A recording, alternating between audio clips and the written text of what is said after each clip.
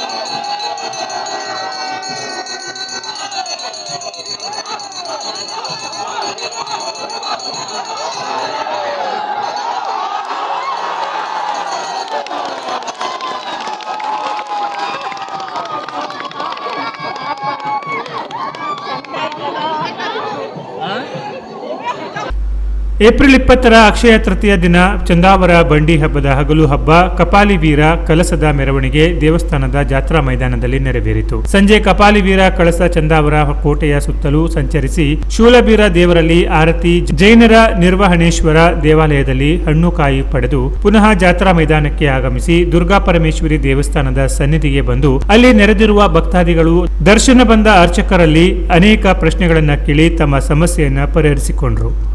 April 21ರಂದು Durga Parameshwari ದೇವಿಯ ಬೃಹತ್ ಕಳಸವು ಚೆಂಡೆ ಪಂಚವಾದ್ಯದ ಜೊತೆಗೆ ಮಾತೆಯರು ಎಲ್ಲ ಭಕ್ತಾದಿಗಳ ಸಮ್ಮುಖದಲ್ಲಿ ಗಣಪತಿ ದೇವಸ್ಥಾನ, ಕಪಾಲಿ ವೀರ ದೇವಸ್ಥಾನ, ಶೂಲದ ಬೀರ ದೇವಸ್ಥಾನ ದಾರಿಯ ಮೂಲಕ ಚಂದಾವರ ನೌಕಾ ಮಾರ್ಗವಾಗಿ ಚಂದಾವರ ಸೀಮೆ ಹನುಮಂತ ದೇವಸ್ಥಾನಕ್ಕೆ ರಾತ್ರಿ ತಲುಪಿತು.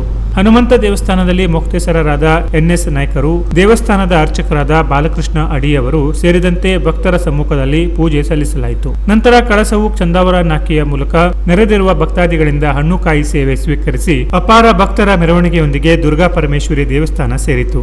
ಈ ಮೂಲಕ ಬಂಡಿ ಹಬ್ಬವು ಸಂಪನ್ನಗೊಂಡಿತು. ಏಪ್ರಿಲ್ 22ರಂದು ಚಂದಾವರ ಗ್ರಾಮದ ಗಡಿ ಹಬ್ಬದ ಆಚರಣೆಯು ಸಾಂಗವಾಗಿ ನೆರವೇರಿತು.